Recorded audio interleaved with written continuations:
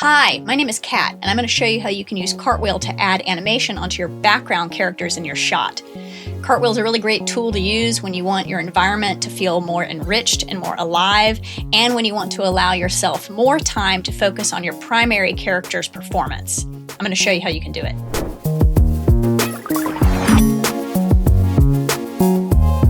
Here you can see a little scene that I've set up in Maya. My character in the foreground here is animated, but all the characters that I've selected to populate the background are standing still in T-pose.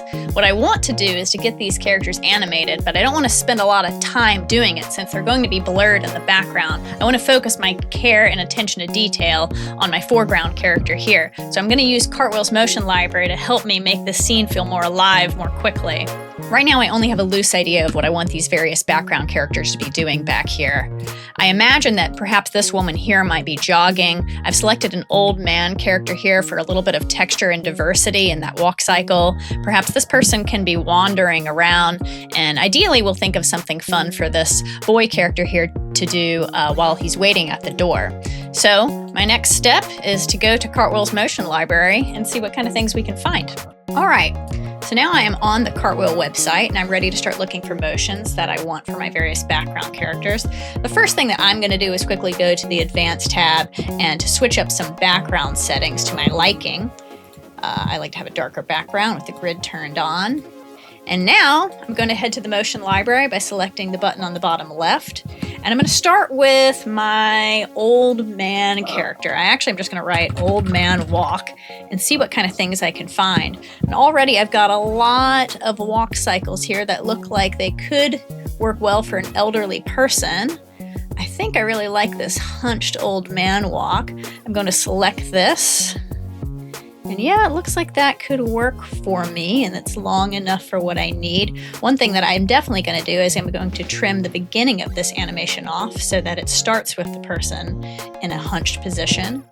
And then I'm going to select done, and I'm going to add that motion to the stage. Now that it's added, I can take a good look at it. And I think for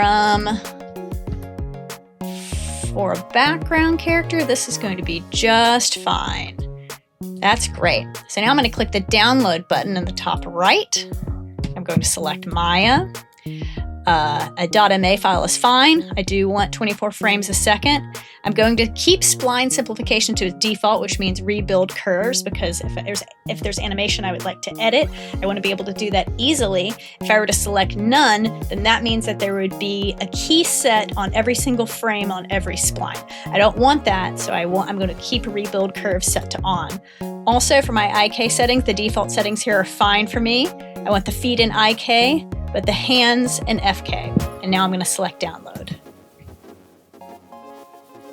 All right, my file is downloaded. Time to do the other ones. All right, now I'm going to try to find some animation to put on my little character waiting at the door. I'm not quite sure what I want for them. I want them to feel a little fidgety. I'm going to go to the motion library. I'm going to type arm swinging. And I'm going to see what kind of motions come up for me. I'm getting a lot of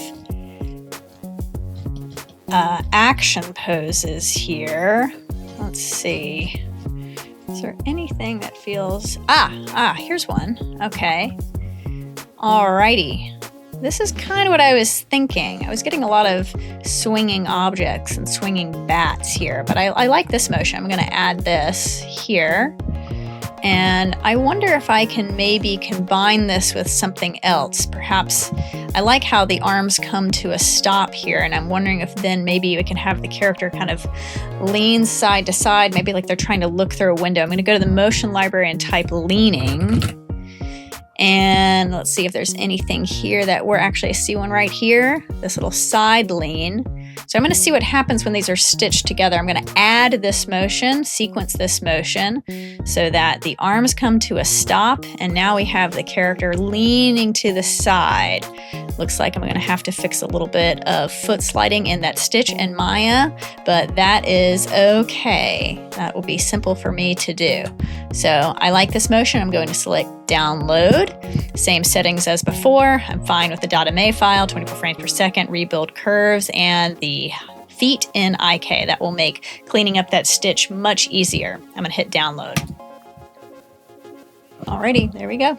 All right, so now that I've gotten my animation for my little boy and my old man, the rest of the characters I really just want to be walking around. So what I'm going to do now is I'm going to use Cartwheel to find some different looking cycles to add some textured walking in the background. There's a couple of different ways that I could do this. I could type in, jogging or walking here in the prompt bar. It's going to give me some suggestions. I could look through them. If I wanted, I could hit the animate button to see what the model comes up with. If I wanted to as well, here I could see it's generating. I could look at all of these different options to see if there's anything in there that I like. I could also go to the motion library. In the motion library, under locomotion, there's actually a cycles category, and I could search through here to see all different types of walk cycles, attach them to a path. I could also search for something like jogging or walking here in the search bar to get lots of different things to choose from. So there's lots of different ways to get what you're looking for in Cartwheel. So now the work that I'm going to do is simply just looking around for different cycles that I want to put on my additional 3 characters.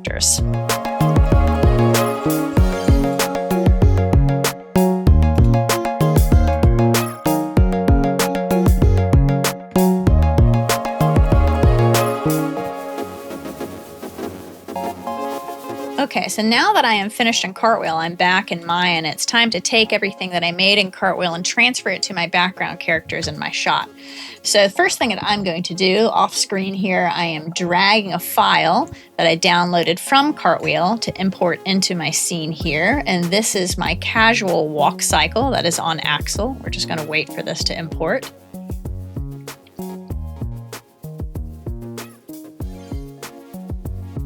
All right, here is Axel. Axel has loaded at the origin. Now, it doesn't matter where Axel is in your scene, just that Axel is in the scene. But for the sake of this demo, I'm going to line Axel up with the character that I'm transferring animation to so that we can sort of see it visually a little bit better. There is the casual walk on Axel that I want on this character here. So the next thing I'm going to do is I'm going to open up my anim transfer script. So this is a tool that comes included in every single Maya download in the scripts folder. We have documentation on how to load this script into Maya and also some demos that you can watch. Once you've done it once, you never need to do it again. And now all I'm going to do is set everything up so that I can transfer animation from Axel onto my character. All right, so I'm going to select Axel in the outliner and select him as the source. I'm going to ensure that my feet are set to IK, which is how my animation on Axel is set up. And then I'm simply going to go to this character and select all of the relevant controls for these selections here.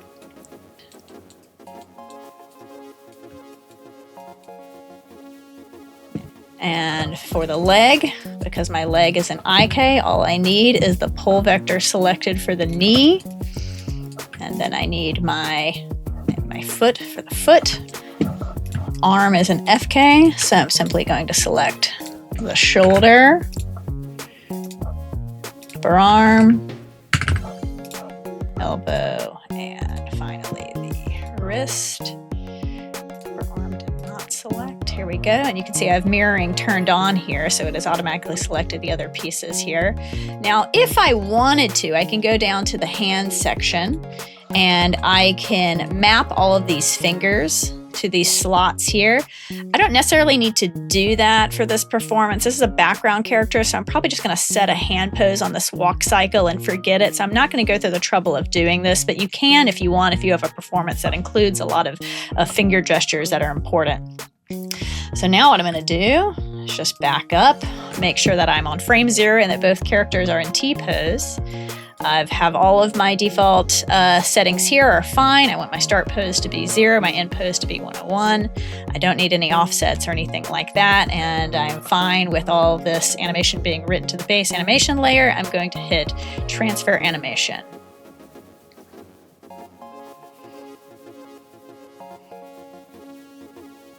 Okay, so my animation is transferred. So right away I can see some global adjustments that I need to make across this animation, particularly the angle of the shoulders. Some work needs to be done in the feet, and I might just do some overall pose adjustments on this character here. However, this has saved me a ton of time, especially considering the fact that here in the shot, I'm really just having this character walk off. That's great. Next thing I will do is to just clean up a little bit of that animation, but that's going to take me far less time to do than it would to have hand animated that. So I'm feeling happy about that. Let's go ahead and transfer animation onto some of our other characters. All right, now I'm going to do the same thing. I'm going to import my other animations that I made in Cartwheel into this shot and use the anim transfer tool to get that animation onto my other characters here.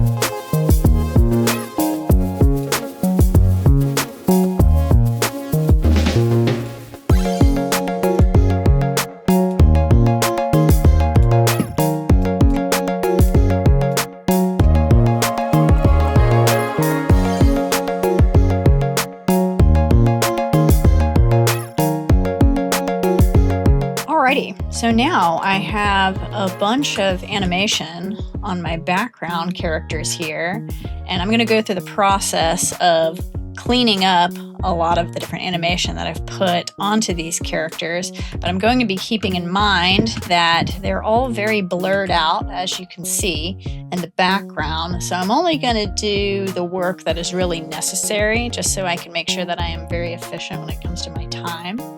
But I'm going to start doing some of that animation cleanup work right now.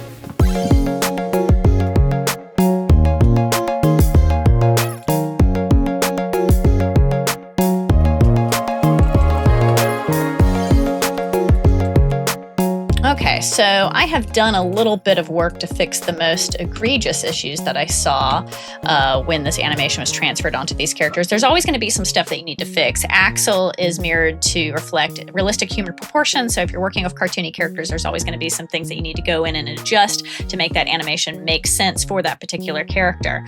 Now, for my particular shot here, the background characters are pretty blurred out, even though I see some things I can continue to work on. I'm feeling pretty happy about what I was able to get done today. It saved me a lot of time, and I hope it saves you a lot of time. Now, as you're working in Cartwheel, if you notice that things in Studio look a little different than they look in this demo, that just means that we're continuing to develop the tool as always, but everything that I showed here will be available to you no matter when you decide to play with Cartwheel. If you have any questions, please reach out to us via email or on our Discord, and I hope that you learned something and have fun animating. All right, thank you so much.